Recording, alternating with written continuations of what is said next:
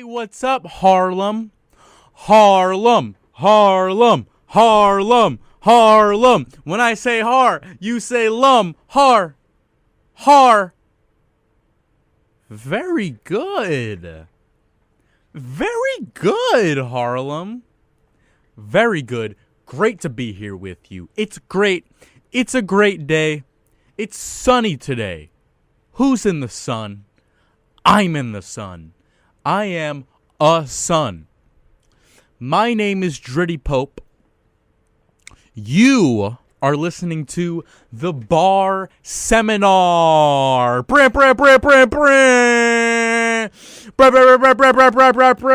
Bar Seminar. Hey, I've been studying bars for years. Call me the bar scholar, soon I'll be a bar doctor, soon I'll teach a class on bars. Do you know my ex? She shows her ass at bars. Ask a girl if she's enrolled in Dritty's Bar Seminar. She says no, you give it to her really hard. Keep on being as happy as you are. Keep on being a nappy admirer. Keep on getting promoted and hired. She seems distant, she seems tired. I'm not gonna dump my pipe into the fire. What's the Bar Seminar, you ask? The Bar Seminar. It's the brand new show. Day one of the Bar Seminar.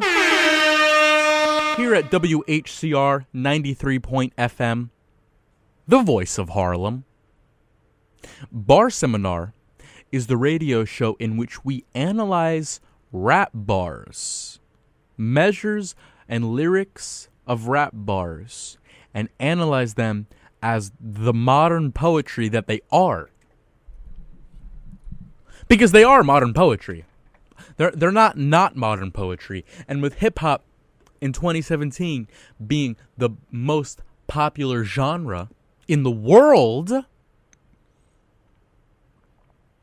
it needs to be discussed. The words that our ears are being delivered, whether it be via the radio, whether it be via playlists on streaming services, whether it be on your social media feed, or whether it be at a live concert, the words you're hearing are affecting you in some way, whether you know it or not, whether you care or not, whether you like it or not. And that's what we're here to do. We're going to analyze these rap bars. And you know what? I'm not going to dilly-dally. Without further ado, I'm just going to start talking about rap bars. Yes? Hey, when I say rap, you say bars. Rap. Rap. Very good. Thank you. I appreciate you. Hey, if you're out there and you did the chant with me, thank you. That was great. I had a great time doing that chant just now. And I'm glad you were there to receive my energy.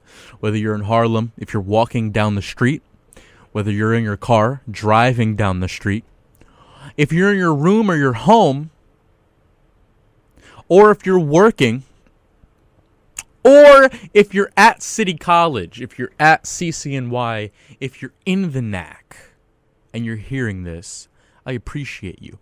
Everyone who's listening, thank you. Thanks for supporting Harlem. Thanks for supporting 90.3. I love you. You might or might not love me. We'll see. Okay, getting into this first rap bar. I don't know if you heard, but we opened up this show just now with Ric Flair Drip. Ric Flair Drip, not going to talk too much about this one, but that is a song by Offset and Offset only, produced by Metro Boomin. This song is on the tape that is a Offset and 21 Savage collaboration tape. The tape is called Without Warning. Let me clarify. Offset from the rap trio Migos. They did a collaboration tape back in October 2017. The runtime of the tape is 33 minutes. All of the tracks have both 21 Savage and Offset on it, except for one, which is Ric Flair Drip. So interesting that on this tape, whoever it was, Offset decided, 21 Savage decided, Metro Boomin decided that it was okay. Yeah, Offset can have his own track as the third track. That's fine. Don't worry about it. Cool. Nice. Good. Okay? That was that track. Next, on to some more Migos. I'm going to play Migos for you in 1 second. Again, you're listening to the Bar Seminar. I was joined by my co-host.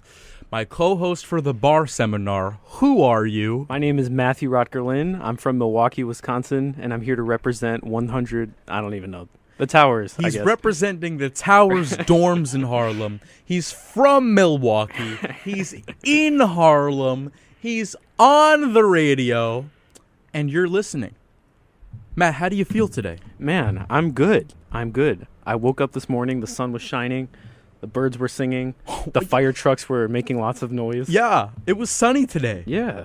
I got up at 6:48 a.m. Oh my goodness, that's pretty early. It was dark, but the sun had just began, like the light had just come over the edge of the horizon. It was like a painting. The most beautiful thing. I had to go for a walk. Oh my That's goodness. how beautiful it was. I saw that on your Instagram live. Yeah, yeah. on my story. Yeah, your story. Yeah, that's how beautiful it was. Yeah. That was my morning. Beautiful start to a beautiful day. Yes, sir. The first day of Bar Seminar, upgrading its platform to an FM station. Yeah. How do you feel? It's good to be here. It's good to be here. It's good to be here. Thanks for having us, WHCR. I love you. You love me. We're at 90.3. Hey. Here we go. We just made a jingle. We made a jingle, so...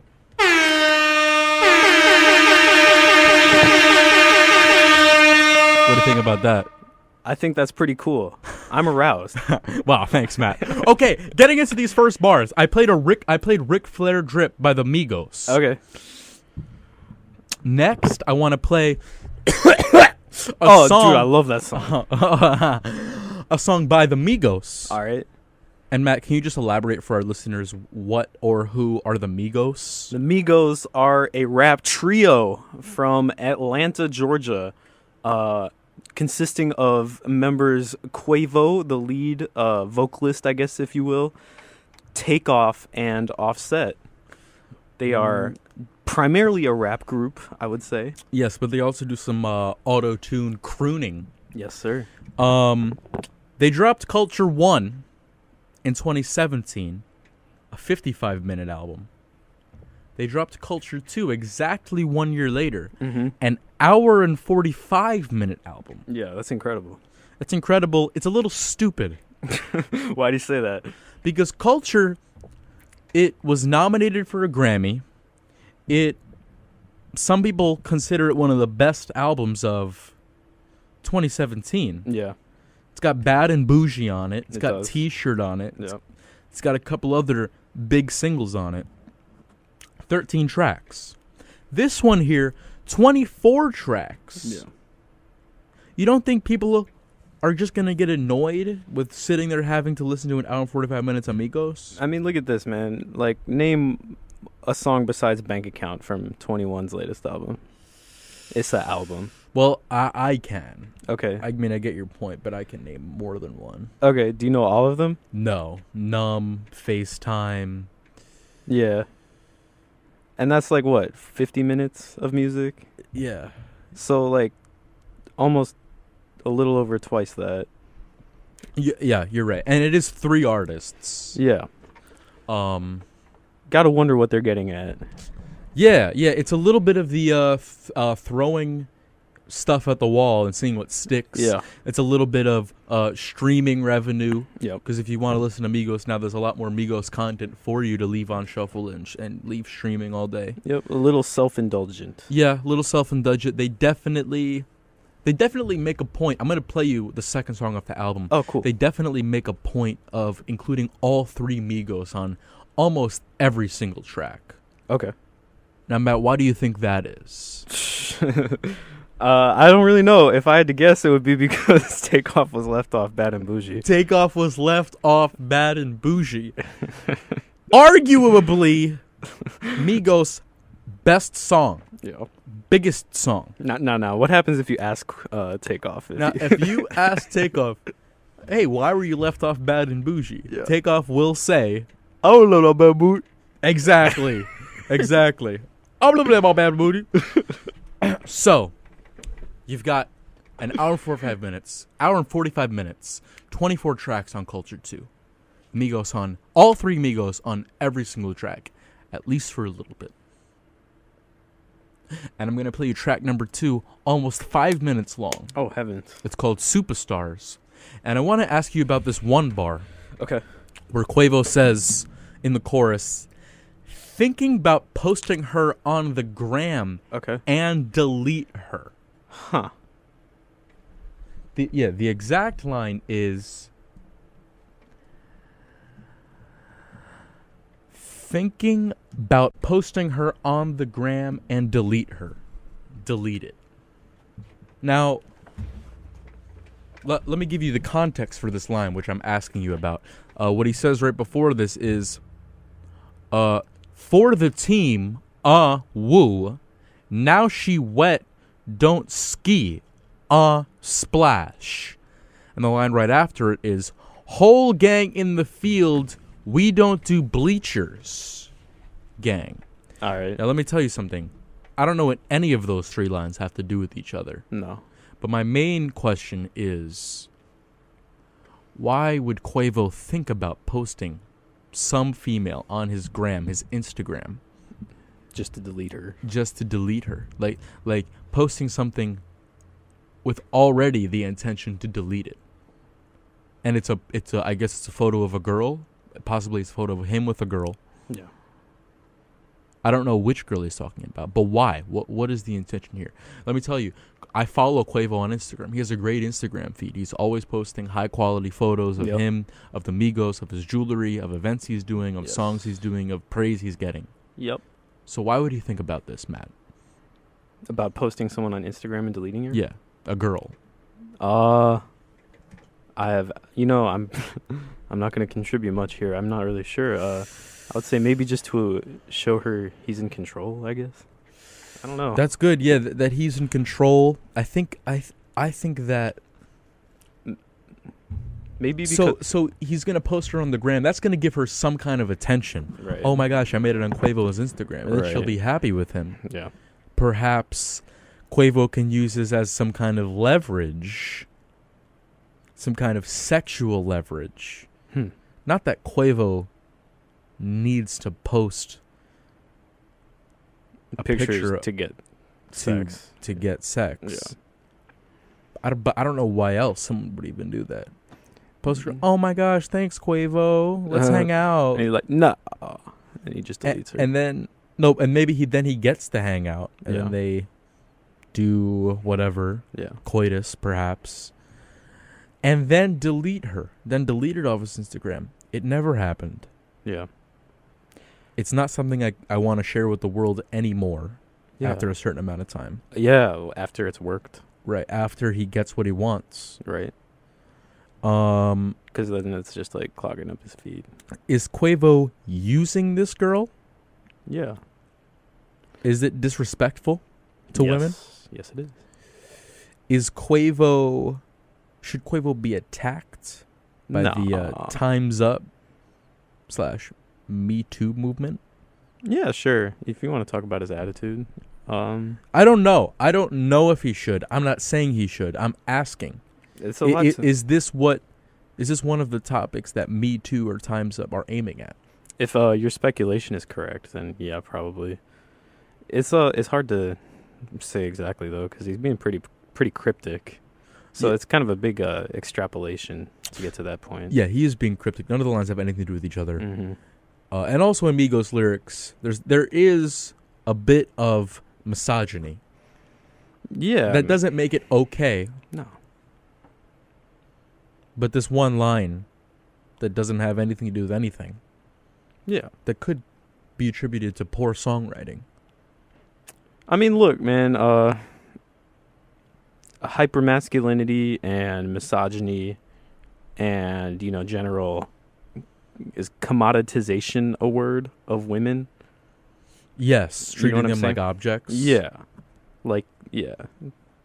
That's nothing new in hip hop. It's nothing new. But I think it's okay for people to attack it. Cuz that doesn't mean it's okay. Yeah, if you look people at can attack it. How many people rap about selling drugs right now, and that's an attitude that's being attacked right now.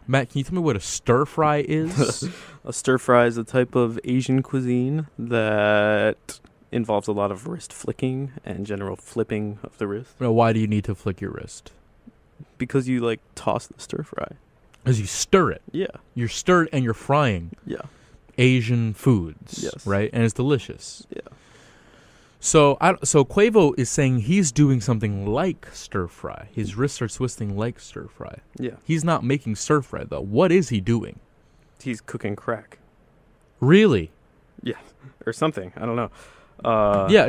What do you think he's cooking? What do you think? Why I- do you think his wrists are twisting? I'm not acquainted with the process of crack making. You know, I think that involves baking, actually. I'm sorry. But I think you're right. yeah. I think Quavo is talking about cooking crack. Yeah, in the kitchen. Cooking crack in the kitchen. Wouldn't be his first time cooking up dope in the crock pot. Oh, yep, that's true. Offset did say that, cooking up dope in the crock pot. Mm-hmm. That's kind of amazing. The Migos using kitchen metaphors to describe how they create drugs. Yeah, sort of trivializing it in a way. Yeah, they're just doing it like hey, you cook chili in a crock pot, I cook dope in a crock pot. Mm-hmm. You cook stir fry in the kitchen, I cook crack. Yeah. That's not that cool. Drugs aren't cool. No, they're not. They're glorifying it. But you know what?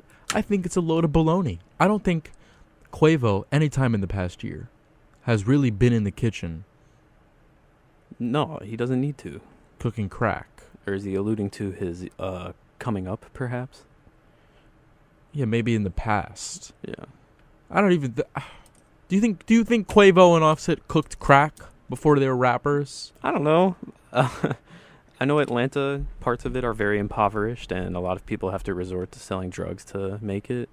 They also could just be doing it to sell records and to appeal to sell a certain kind of image, a bad boy image. You know? Image of bad boy drugs, Yeah. making drugs. That is a bad boy image, and they are boys. Yeah, man, they're not even 30 yet. If we can get a fact checker in here to call at 212-650-6903, let me know if Quavo or Offset or Takeoff have ever had a history of cooking up dope in the crock pot, cooking crack like it's stir fry. I don't know. Okay. One other thing before I play this track, the iPhone X Animoji, the new feature that's coming to the iPhone X. Yeah. There's an advertisement for it that uses stir fry. Oh, that's right. And it's a talking dog and a talking poop, yeah. I think. And it's like the Migos rapping. It's a great video. Yeah. It's like emojis rapping stir fry. It's a fun video. I love it. Are you meaning to tell me that Apple endorses drugs? I just did a dramatic head turn to Matt Rockalin. Does Apple endorse cooking crack They're not coming out against it with that. in I'll the tell you kitchen that. like stir fry? Yeah, they're not against drugs. Hey, according to Apple, buy my iPhone, cook crack. Not me. I'm not saying it. Apple is saying it. But I love the song. I love the beat. I love the Migos. I love Pharrell. And here's this little clip. Matt, I'm going to show you the video.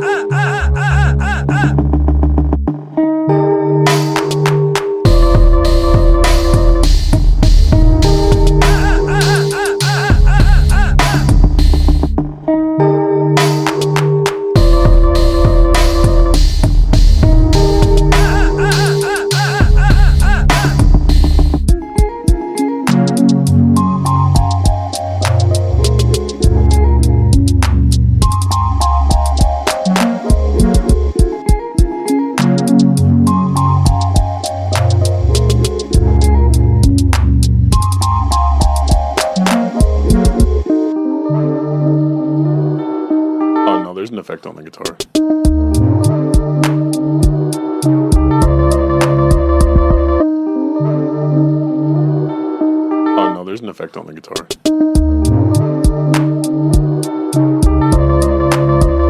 Matt, what'd you think about that beat? Yeah, I liked it. It was nice and up-tempo. Had a nice aggressive feel to it. I wouldn't say that I think it's from 2008, though. I think that the hi-hats are not from 2008. Yeah, why do you say that? Is like the sound quality? Or? I think they're not particularly like trappy hi-hats, but they are the skeetering up-tempo 16th note triplet hi-hats that didn't exist in 2008. Yeah, for sure. That they existed by 2011, 2012. Yeah. But not in 2008. So I believe that these hi-hats were added later. That's okay. I believe that the rest of this beat could have been made in 2008. Yeah, but then why not say that, Pharrell? Yeah, because why not come out and say that, Pharrell? Pharrell, those hi-hats aren't from 2008. I get that you made the rest of the beat in 2008, but those hi-hats, no way. If that's so, that means you were 5 years ahead of everybody. And just decided not to tell. And I know you're avant-garde. He produces different hip-hop beats. He doesn't follow the norm. Yeah. But you didn't have the hi-hats that far in advance. No, sir. Anyway, moving on. Oh, hey, Matt. What did we do last Sunday? What was going on last Sunday? Last Sunday, was that when the Grammy Awards were happening? Yeah, the Grammys were on last Sunday. Oh, yeah, and then we decided to go down to MSG and see if we could spot anybody. Yeah, me and Matt Rockland were sitting on the couch watching the Grammys. Yeah. And we said, hey, we're in New York City. The Grammys are in New York City. That's right. Less than... The Migos are in New York City. Yeah. Cardi B's in New York City. Kendrick Lamar's in New York City. Jay-Z. Jay-Z's in New York City. Tyler, the Creator's in New York City. SZA is in New York City. Logic is in New York City. Alessia Cara is in New York City. Dave Chappelle is in New York City. That might be the best one to me. Yeah, and then me and you went downtown. Mm-hmm. We took the train. Yeah. What train did we take? We took the A. Yeah. Or the C. Yeah, I think. From Harlem. Yeah. And we walked over to Madison Square Garden. We stood about a block or two away, right, across the street. Yeah, we were right by the Dwayne Reed on 33rd. Right, and what did we see? We saw the Migos and Cardi B. We saw the Migos dressed in their black Prince outfits. Oh, is that what that was? Yeah, I feel like they were dressed up like princes. Okay. But they're all wearing the same outfit. They're so cute. They're so handsome. I know. I just wanted to, peck Quavo on the cheek. I know. I just want to give him a hug. Yeah. And Cardi B following them in a big gaudy outfit. Obviously. Oh my God! Yeah. Right after her performance, she's obviously coming off hot. Mm-hmm. And they're walking into their big black SUVs to get the heck out of there. I'm pretty sure Migos are on tour for Culture 2 right now. Yeah. And we saw them. We didn't get to say anything. We just let them enjoy their night. Yeah. But we did see them. We didn't take a pic. I took a pic. You took a pic? Yeah, I took a few pics. Okay. Nice. That's good. Yeah. Just, keepsake. Cardi B, man, she was really, something. Yeah. Yeah. I learned that Cardi B's butt and breasts are fake. Yeah. I learned that from a couple different sources that night because she looked great dancing with Bruno Mars on that stage. And throughout their whole Culture 2 release, they still made it to the Grammys. Good for the Migos. Migos didn't win anything. Cardi B won a couple untelevised Grammys. Yeah. Who else was at the Grammys? Let me think. Chris Stapleton was at the Grammys for the country section. Bruno Mars, we covered that. Lil Uzi Vert was at the Grammys. Yeah. The one, we already said this one, but Kendrick Lamar was at the Grammys. Yeah, Kendrick. Kendrick Lamar opened the Grammy show. Yeah. With an unbelievable performance of that was Damn. incredible. That was great, yeah. And some of his feature verses. Yeah. He starts off with a mashup of XXX and Lust. Yeah, he raps XXX over the Lust beat. Yeah. He has soldiers marching to the beat. Right. Where in the beginning of XXX it goes America, and they have like right. And he had a live band too, which he normally doesn't do. Right. And then you know something, so he rapped what XXX over the Lust beat. Yeah. The Lust beat is faster tempo-wise than the XXX beat on the album. Yeah. So Kendrick is deliberately giving himself a hard task of rapping a rap that he's used to rapping at a slower pace. Yeah. For this live one-time performance at a faster pace. That's risky. That's dangerous. Yeah, and he had incredible voice control during the whole thing. Yeah, he did it perfectly. It basically like one breath, it sounded like. Yeah. And then U2 came out and did their feature. Right, the second half of XXX. From XXX. Which was so cool. They were at the Grammys. They performed also. Something about that, sidebar about XXX. Mm-hmm. It says XXX featuring U2. The only one from U2 on the album is Bono. It's only his voice. But yet, all of the other three guys get credit, and get writing credit, and get royalties. They didn't play like the background part? I don't believe so. I don't believe they did. I believe it's only vocals from Bono. Huh. Really? I would have thought it was them. It's possible, That's interesting. but still, it looks good on the album. It was cool that they came out. What happened right after that? After XXX? Yeah. So then I think, I might not be remembering this perfectly, but then he starts, he says something, he does like a little interlude where he's like talking about Top Dog, and it almost sounds like he's like speaking in tongues or something. Oh, wait. Oh, he does that thing where it's like, he goes, damn. And then, damn. Like a rap that no one's ever heard before. Yeah. And then it goes into, I gotta sleep, I gotta dance. I'm really right, and he does his verse from New Freezer. Yeah. Not to the beat, though. Only to a female banging on a large... like Japanese drum. Yeah. Amazing. Then it goes into DNA, little end verse from DNA. Oh, that's right, yeah. And you got about 30 people behind him, like mobbing around him. That's right. Spitting fire. All dressed in red. Yeah. And then break for Dave Chappelle. Yeah. What does Dave Chappelle do? Okay, so he has 3 little interludes, I believe. I forget what he says. I know the second one he says, it seems to me like this brother's taking enormous chances. First one, he says the first one, he's like, the only thing scarier than looking at an honest black man in America is being an honest black man in America. Wow. What an incredible quote. That's amazing. Yeah. And Dave Chappelle is saying that about Kendrick. Right. Dave Chappelle has been that. Oh, right, yeah. He is that. Yeah. Dave Chappelle, almost like a hip-hop artist nowadays. Yeah. He went through exile also. What does that mean? Chappelle? So you know the story about like how he got kicked off his show or whatever? No. Yeah, he got into a huge feud with it might have been CBS basically, and they wanted to scam him and not let him get something like $25 million that he was due. And he said, "Nah, screw you guys," and he left. Wow. But he was basically like blacklisted from TV. Rumors were started that he was doing crack. Wow. All completely false. That's terrible. Yeah. That's terrible. And here he is, a powerful figure in the entertainment industry in general. Yeah. He's a comedian. He has his own shows. He has his own stuff on Netflix. Stronger than ever. But now he's in the hip-hop world.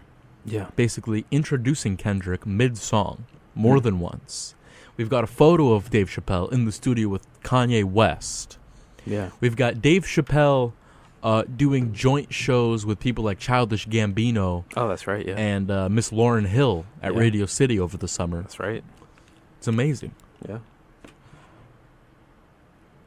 It's great. It's cross-cultural. For the hip-hop community. It's cross-cultural. It's cross-entertainment form of media. Okay, anyway, back to this performance. And then what happens at the end? What verse does he do? Oh, he does a King's Dead verse. He does his King's Dead verse. And King's Dead, if for the people that don't know, is a new track from J-Rock, Kendrick Lamar, Future, and featuring a little segment from James Blake. Yeah. Who's James Blake, man? I hadn't heard of him before James Blake, this. he's an alternative rock artist who was featured on Element on Damn. Really? He's the instrumentalist who does that little segment after the first chorus. I'm allergic to a... Right, it's like a little guitar interlude. Oh, yeah, before yeah. the beat kicks back in. That's James Blake right there. Okay. And so he's back at it again, and James Blake does another little guitar interlude. Mhm. It's the part in between the Yeah. two sections of the beat That when the beat changes. changes. Yeah, Right. that's James Blake. Yeah. Right now, James Blake is on tour with Kendrick in Europe. He for what? Like 2 minutes of music? Yeah, I guess they're friends. Hey, I mean, it's kind of cool Yeah, that it's Kendrick cool. says, "Hey, man, even though we're different genres, I can still squeeze you in." Absolutely. And it's cool. James Blake gets recognition from Kendrick. Yeah. Kendrick gets his recognition for collaborating with different genres. And now Mhm. they're on tour together in Europe. Beautiful. Like the second leg of the Damned tour. Yeah. And the live perform. Oh, and King's Dead. It is slated to be on J-Rock's next album. Right. Who's J-Rock for anyone who doesn't know? J-Rock is one of the rappers, one of the many great rappers from Top Dog Entertainment record label. Yeah. And it's slated to be on the Black Panther soundtrack, which is dropping later this month in about 2 weeks in Awesome. theaters.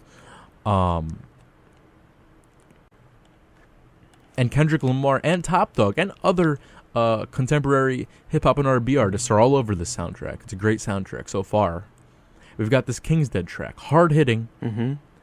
What happens in Kendrick's verse when he performs it at the Grammys, Matt? Okay, so he has a part where he says a list of things he's not. He's like, not your mother, not your father.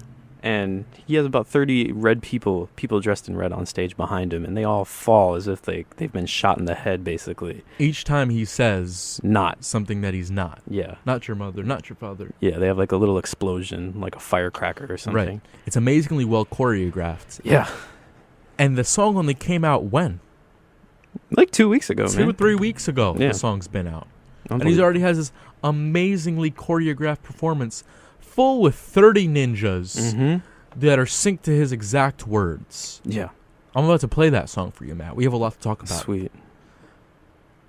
One thing I just want to mention about King's Dead, man, is like it's been getting a lot of negative press, especially for Future's part in it, because it's kind of funny. You're like la di da di da. Right. Yeah, He like does a really squeaky kind of squealy voice. yeah. And you and I have talked about this song and how it's like kind of a joke song. It's Almost. kind of they're having a lot of fun with it. Yeah. The first thing Kendrick says, and Kendrick is known to make sure that the first thing he says of being very important. Yeah. Miss me with that BS. nonsense. Yeah. What?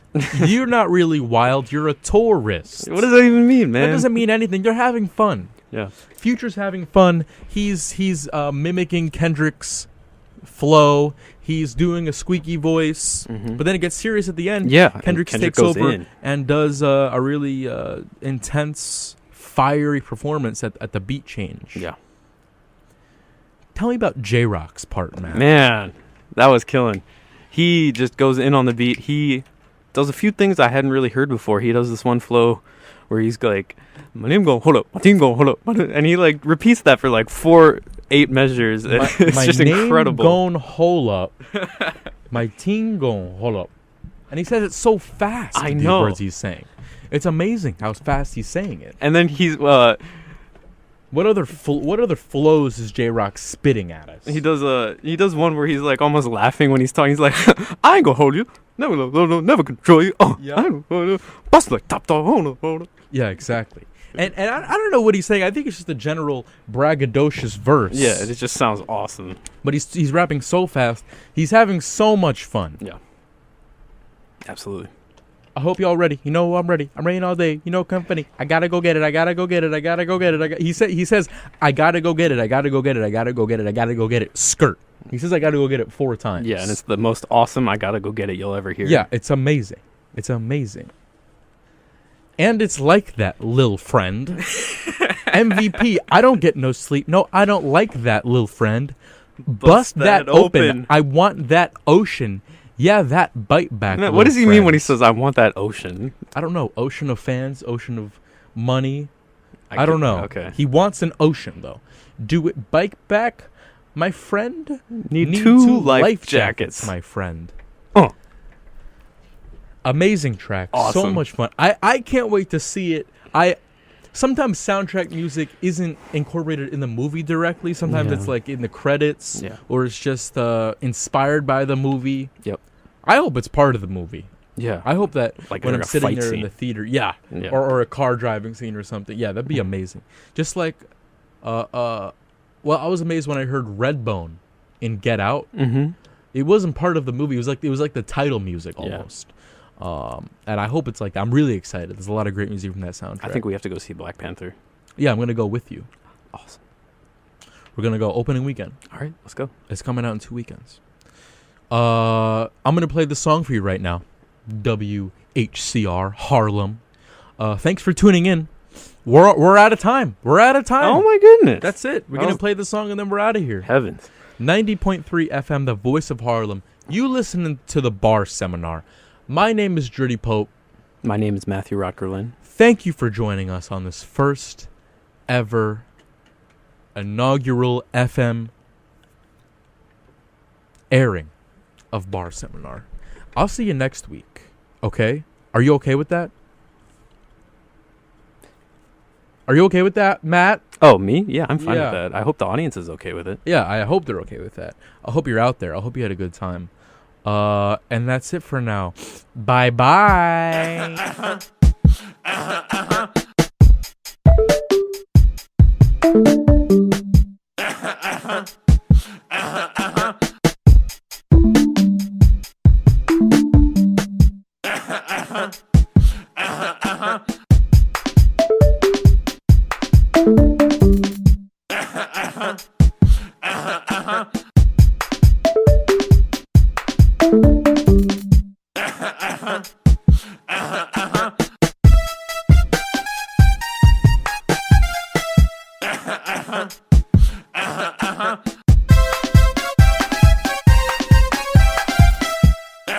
Uh-huh.